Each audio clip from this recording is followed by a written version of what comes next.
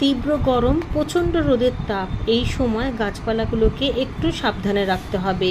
শুধুমাত্র খাবার পর খাবার দিলেই হবে না, বা জলের পর জল দিলেই হবে না, দেখে শুনে রাখতে হবে। এর আগেও আমি অনেকবার এই কথাটা বলেছি, গাছের গোড়ার মাটিটা একটু চেক করে নিতে হবে। অনেক সময় দেখা যায় উপরের মাটিটা শুকিয়ে যায় এবং ভেতরের মাটি ভেজাই থাকে, তার ফলে আমরা বারবার জল দিয়ে ফেলি এবং গাছগুলো নষ্ট হয়ে যায়। আবার অনেক সময় দেখা যায় গাছপালা একেবারে ঠিকঠাক আছে, সুস্থ আছে, কোনো রকম কোনো সমস্যা নেই, অথচ ফুল আসছে না, যেটা অনেকবার আমি কমেন্টে পেয়েছি।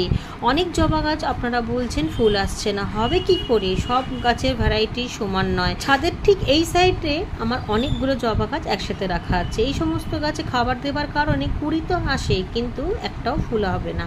তার কারণ এটা কিন্তু সময় নয় এই গাছে ফুল ফোটার। সমস্ত গাছে আলাদা আলাদা সময় থাকে।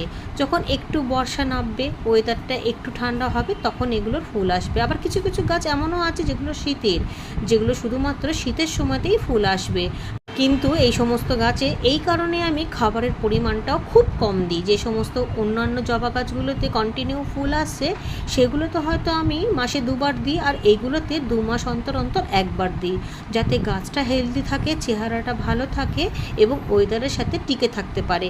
তবে সেটা ফুল ফোটাবার জন্য না, ফুল তো সে তার নিজের সময়তেই ফুটবে।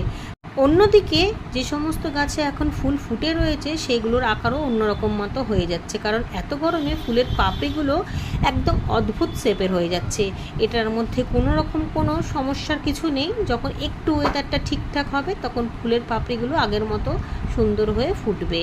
কিন্তু যে সমস্ত ভ্যারাইটির কথা আপনাদেরকে বললাম, সেগুলোতে যদি আপনারা জোর জবরদস্তি অনেক অনেক বেশি বেশি খাবার দিয়ে ফেলেন, সেক্ষেত্রে কিন্তু গাছটা অত্যাধিক খাবারের পরিমাণে সহ্য করতে না পেরে একেবারে নষ্ট হয়ে যাবে। সেটা